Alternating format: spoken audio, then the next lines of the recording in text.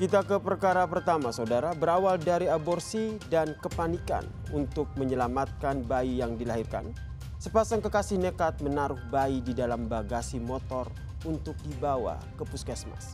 Sejumlah orang dijadikan tersangka, termasuk seorang bidan pemberi obat penggugur kandungan. Dan berikut ini penelusuran dari tim gelar perkara.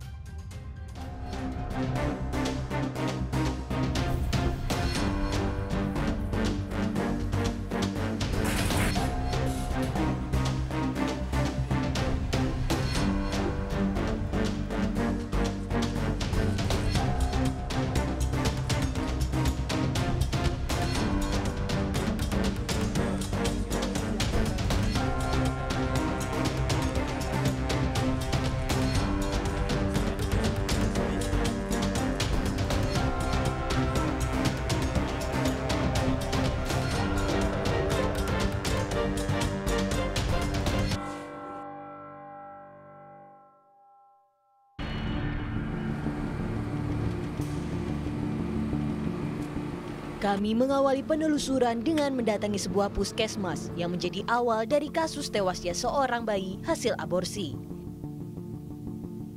Di tempat inilah bayi tersebut dibawa menggunakan sepeda motor oleh ayah dan ibunya. Namun bukannya digendong, bayi tersebut justru disimpan di bagasi motor. Itu gimana Pak ceritanya waktu itu pertama kalinya? Ya, kebetulan saya masih duduk-duduk di situ ya sekitar setengah 12-an. Terus Siang berarti ya Pak? Siang, sebelum sholat zuhur itu. Terus datang pasangan laki-laki dan perempuan.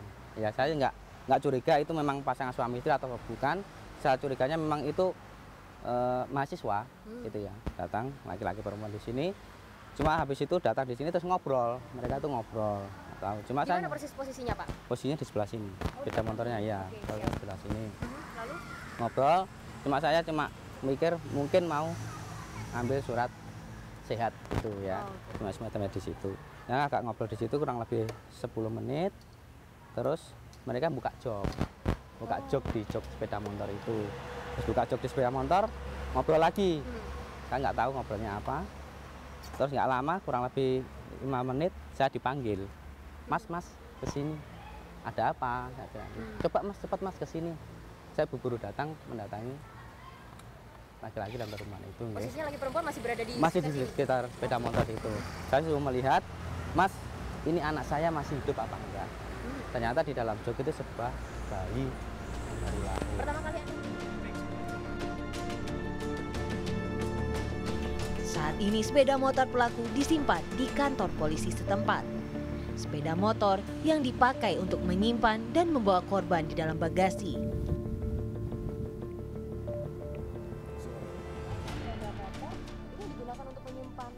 Ya, betul. Jadi sepeda motor ini adalah sepeda motor yang digunakan oleh kedua pelaku atau tersangka untuk membawa bayi setelah melahirkan dari villa ke Puskesmas Gayaman di daerah Mojokerto, kurang lebih selama 20 menit. Kalau jaraknya mungkin sekitar 10 sampai 15 km ya, dari atas. Ya, cukup jauh. Dibawa di dalam jok ini. Betul. Apa posisi bayinya kira-kira kalau melihat posisi joknya ini cukup besar juga ya? Ya, joknya memang cukup besar, kurang lebih ukuran 25 kali 50 ya mungkin ini ya. Jadi panjang bayi memang 47 cm. Kondisi atau posisi meletakkannya, kepala ada di belakang. Oke, kepalanya di sini berarti? Ya, betul. Jadi agak tinggi, kemudian kakinya di bawah, di depan. Ya. Artinya agak didudukan gitu ya? Betul, seperti orang duduk gitu. Jadi memang masih sangat cukup ya kalau misalnya bayi baru lahir dengan ukuran 47 cm dimasukkan di dalam jok ini sangat masih cukup. Ini kalau melihat juga kan plastik apa pelindungnya selain mungkin kaos yang biru tadi ya yang kita sempat tunjukkan di barang bukti pertama. Betul. Jadi masih dalam kondisi darah, nggak ada. Jadi hanya itu saja langsung ditaruh di sini. Nah ini kan karena kondisinya tertutup. Nah ini di sini kan juga ada karet Mbak ya. Karet yang digunakan untuk menutup ini juga mengurangi sirkulasi oksigen yang masuk gitu, yang menyebabkan bayi kekurangan oksigen. Kalau untuk posisi bayinya sendiri pada saat itu seperti apa Pak? Apakah mungkin sudah dibersihkan karena memang kan setelah melakukan ini proses melahirkan secara manual? Ya, jadi memang dalam persalinan itu tidak dibantu oleh tenaga medis, hanya dibantu oleh suaminya saja. Berdua saja? Berdua saja. Jadi melahirkan perempuan dengan pasangannya laki-laki tanpa bantuan dari medis. Tidak dibersihkan kemudian langsung dibawa langsung dibawa. Betul. Artinya dibawa di sini masih posisi. Betul. Nah ini bisa kita lihat ada bekas-bekas masih ada, bekas-bekas darah bayinya masih menempel di jok ya. Artinya begitu lahir langsung dibawa langsung ke sini. Ya. Selama 20 menit. Betul. Pasangan kekasih ini menggugurkan kandungannya di sebuah villa di kawasan Pacet, Mojokerto. Menyadari bayi yang dilahirkan sang kekasih masih hidup, pelaku berusaha menyelamatkan dengan membawa ke puskesmas. Namun pelaku tidak mengetahui letak puskesmas terdekat dengan villa. Pelaku lantas membawa korban ke puskesmas Gayaman yang berjarak 20 menit perjalanan. Berdalih tidak dapat menggendong bayi sambil menyetir dan sang kekasih terkulai lemas, pelaku lantas memasukkan sang jabang bayi ke dalam bagasi sepeda motor. Naas, sampai di puskesmas, bayi laki-laki tersebut kritis akibat terlalu lama di dalam bagasi motor. Ada D di depan saya. Mas D, ini kalau boleh dikasih tahu dari awal, siapa sih sebetulnya yang punya ide untuk memasukkan bayi yang baru saja dilahirkan di dalam jok sepeda motor? Kalau itu saya, Mbak. Kenapa waktu itu? Posisinya panik. Panik kenapa? Ya, takut ketahuan orang gitu, Mbak. Kenapa Anda punya ide untuk melakukan aborsi? Oh, kalau itu malu, Mbak. Malu sama orang tua gitu. Ada yang nyuruh? Enggak ada. Berdua. Ide itu sudah muncul berdua? Iya, Mbak. Berapa lama menyusun ide untuk melakukan proses aborsi? Berapa bulan gitu, Mbak. Lalu kemudian pada saat Anda setelah, artinya kan awalnya kan Anda mempersiapkan untuk melakukan proses aborsi. Oke. Itu bagaimana ceritanya? Ya, prosesnya ya di villa itu, Mbak. Di villa. Terus ya minum obat itu. Keesokan harinya pagi itu keluar anakku itu. Akhirnya aku cepat-cepat cari puskesmas terdekat. Itu setelah anaknya keluar baru cari puskesmas? Apanya, Mbak? Artinya proses untuk merencanakan pergi ke puskesmas itu setelah Anak bayinya keluar? Iya. Pengennya nggak anak, Mbak. Cuma kan nggak tahu usia kandungannya itu. Sama-sama nggak tahu. Kiranya cuma 4 bulan kayak gimana. Tahu-tahu keluarnya udah anak, makanya itu. Pengen dia selamat gitu, Mbak. Terus pada saat keluar ternyata bayi Anda sebetulnya sehat? Nggak nangis. Cuma bergerak tangannya dikit gitu. Makanya langsung saya panik. Akhirnya saya udah kepikiran kemana-mana itu, Mbak. Masukin jok itu. Akhirnya langsung saya cari puskesmas itu. Dari sisi Anda melihat anak Anda sendiri pada saat itu, apa yang Anda pikirkan? Kasihan, Mbak.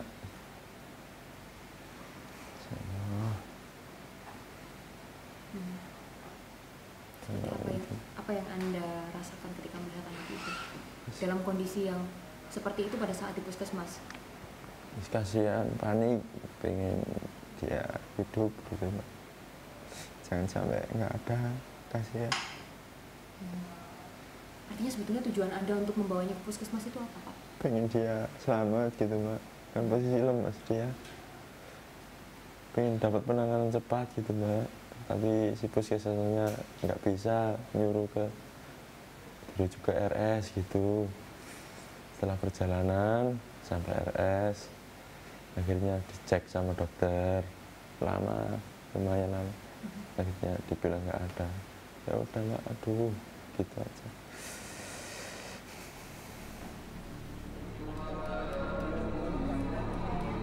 Selang beberapa hari, polisi berhasil menangkap seorang bidan yang diketahui berperan dalam aborsi yang dilakukan oleh pelaku. Bidan yang berdinas di Langkat, Sumatera Utara ini mengaku berani mengirim obat lantaran ditipu DS. Pelaku mengaku DS butuh obat tersebut untuk keponakannya dengan janin yang masih berumur muda. Berawal dikenalkan oleh teman pelaku yang laki-laki. Setelah itu mereka berpacaran kurang lebih 1 tahun. dalam perjalanannya, menurut pengakuan, mereka telah melakukan hubungan badan sebanyak 7 kali.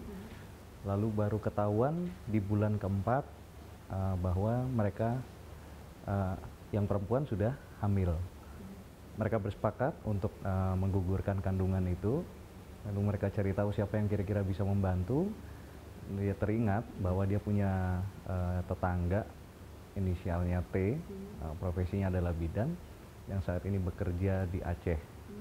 Lalu dikasih informasi dan mereka memesan obat namanya Gastrul untuk menggugurkan kandungan tersebut.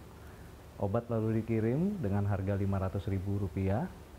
Pada tanggal 12 Agustus, hari Minggu, obat tersebut diminum di Villa Pacat sebanyak 5 butir.